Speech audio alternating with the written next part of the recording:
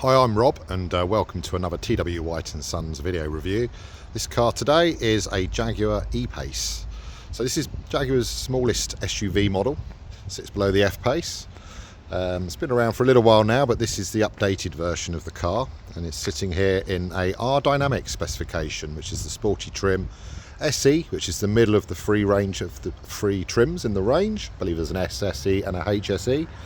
Looking really nice here in Chorus Grey Metallic. There are several options on this car, including a 19-inch alloy wheel, which is sort of in a silver diamond cut alloy edge with a grey finish in the middle. Coming back out, there's more chrome trim around the outside of the car. So this car, as we can see on the script in the back of the vehicle here, is what's called a P300E. E means hybrid in this instance. This car runs a 3-cylinder petrol turbo engine with around 197 horsepower. And it also adds to that an electric motor pack on the rear axle with around about 109 horsepower. So there's a combined output on this car of just over 300 horsepower. So it's a nippy little thing when it's all working in unison. This would be in the sport mode, and they claim a car to accelerate around 6.5 seconds. So it's quite a fast little thing. The battery itself is a 15 kilowatt hour battery, which means it gives a range around 39 miles on optimum. Effectively, that then gives the ability to charge the car up. Coming to a rapid charger, this will be as little as half an hour, bringing it from 0 to 80%. If you're going to use a 7 kilowatt charger, which is typically what a home charge unit would be, again, this is around about an hour and a half.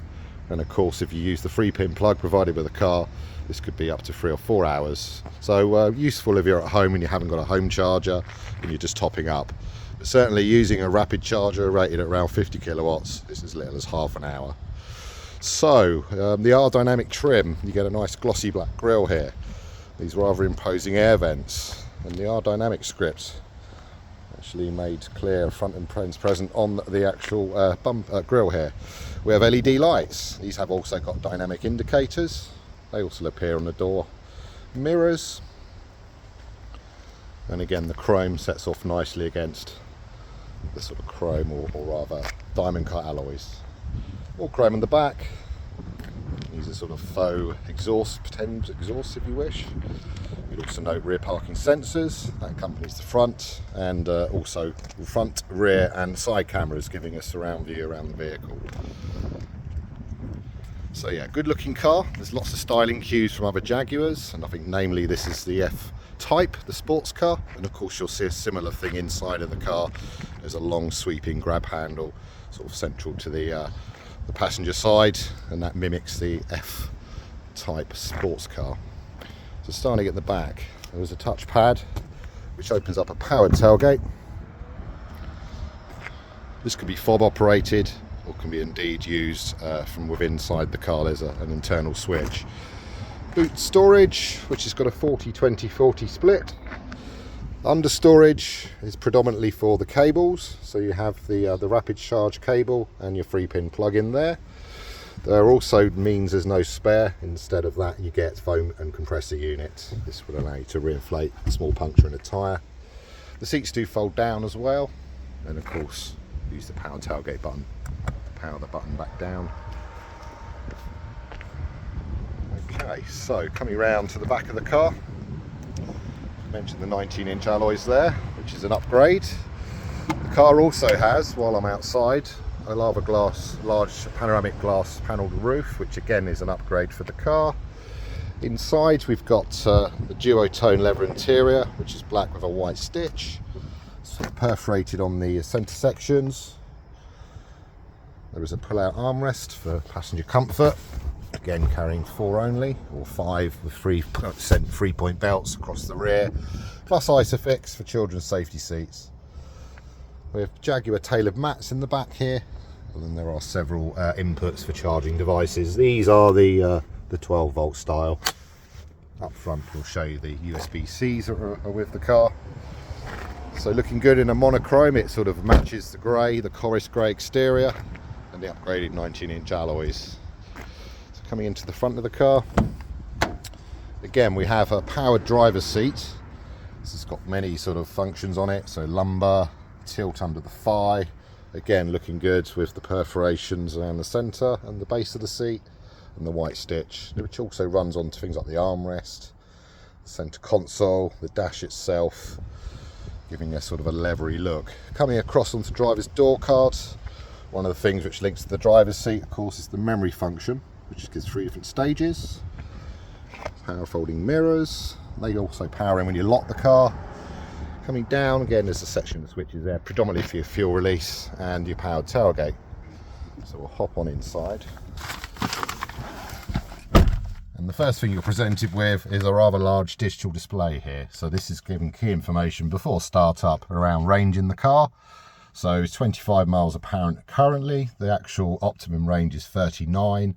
So it's 25% off there. So it's going to charge up effectively, getting very close to that figure. I guess we're not in a cold weather environment right now, so that's going to be more consistent. Coming down, the steering is a multifunction R-Design spec wheel with the script at the bottom in a gloss black. Now these are haptic touch ones, so they're backlit, and I'll power the car up so you can see that. The foot on brake, press the start button, that will then power the dash into play. As you can see, it's just under 20,000 miles currently with only the one owner. Currently has a full Jaguar service history, but will be due an MOT and a service before the vehicle leaves us, so continuing the full history status. Coming onto the wheel spokes, you've got a perforated leather bound wheel, nice chrome highlights again. Left side of the car's spoke is more functions for audio.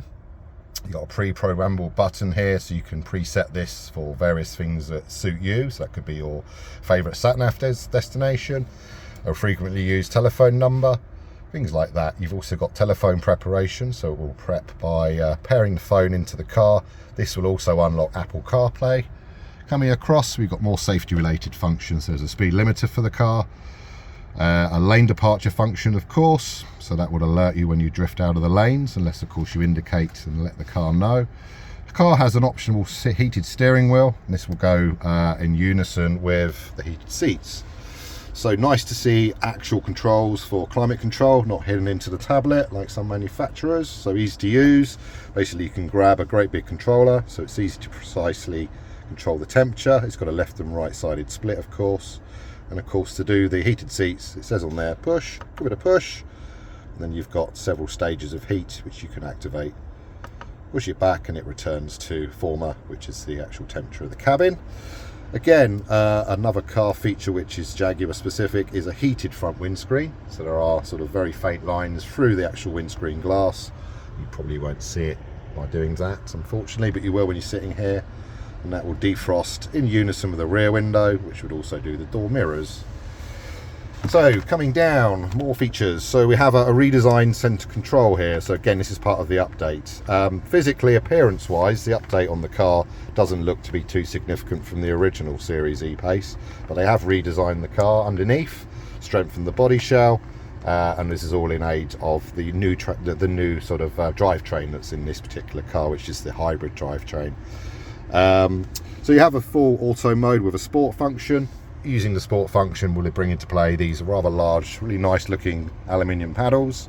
So you have one for going up a gear and one for coming down. Can't really see, there we are.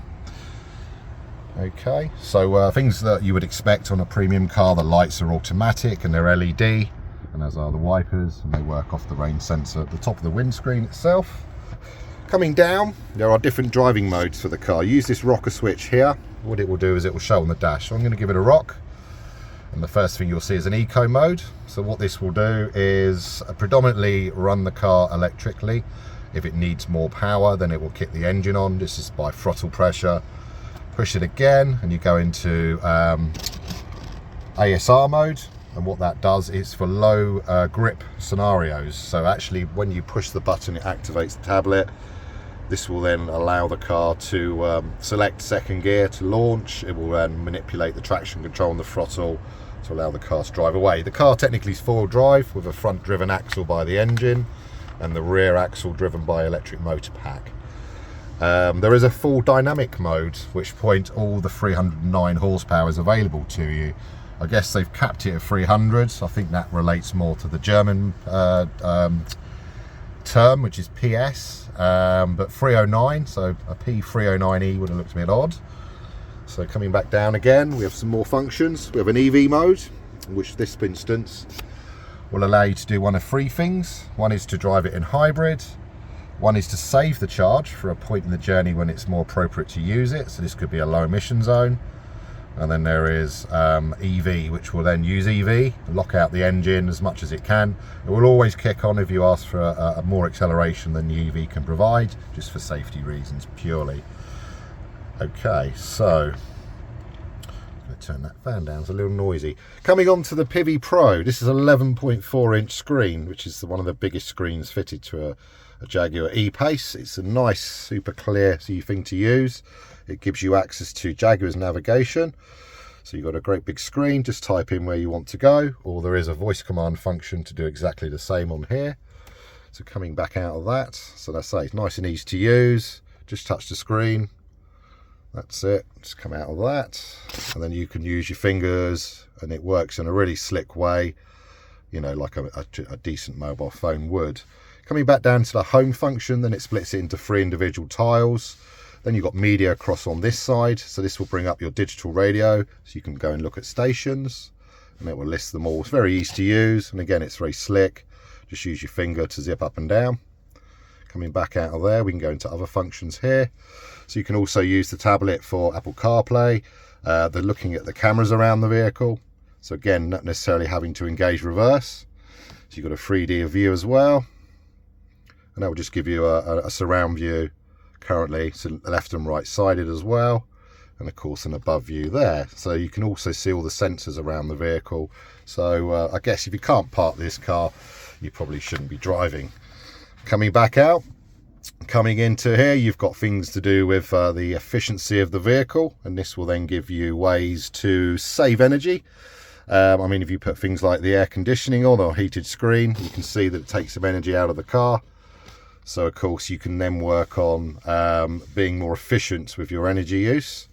So I guess it's a bit like having your smart meter in your house. This gives you some other information around the range. And you can have some historical data, of course, on how the journey's been, showing you a split between petrol and electric. But yeah, truly an efficient car with a really nice turn of speed. So we'll come back out of there. You've got more information when you're running in EV mode, and this will again show you charge, show you energy use, and of course as you're driving along, it will show you when the engine is being driven by the front wheels here, or when the battery's assisting driving the rear electric pack there. Shows you a total range currently, 124 miles, which is linked to what we have in the fuel tank. So I guess there's 99 miles of petrol and around 25 miles of electrical range here. So again, a nice, efficient, speedy car with low emissions, low road tax, and good efficiency. So we'll exit that, come back out into there.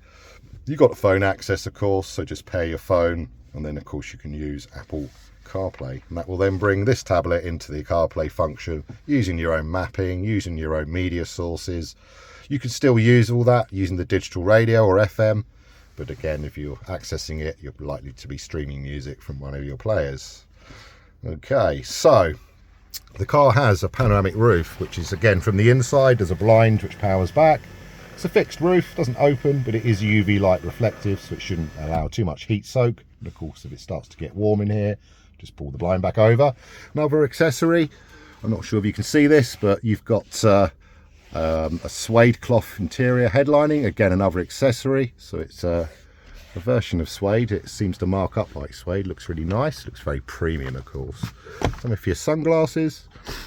There are SOS functions, again built into a lot of cars. In this instance, pushing the button would call the emergency services. Equally, if you crash the car, and it set up a sensor, an airbag, a seatbelt free tensioner, or one of the crash sensors around the car, again reaches out to the emergency services and sends you GPS location, allowing them to identify where you are. If you've come off the motorway down an embankment, you're not going to be lost forever. They should be able to come and rescue you. So lots and lots of spec. By no means the most specified Jaguar that you could purchase. I guess you could go crazy on the options list from day one, but the car is in pristine condition considering its age and mileage. So no marks, almost like there's not been anyone sitting in the back seats. Again, no marks to the suede cloth headlining. Looking really nice here in the black with the white stitch. So it's quite a comprehensive car. There's lots to talk about, but I think the car will also sell itself once viewed. So I shall hop out And there you go, guys and girls. This is a Jaguar E-Pace P300e hybrid in the R-Dynamic SE trim level, running through an 8-speed automatic and is 4-wheel drive. So we look forward to hearing from you. Don't hesitate to contact us here at T.W White Sons. We can also fund your purchase should be required, and we do pay a part exchange. So look forward to hearing from you all.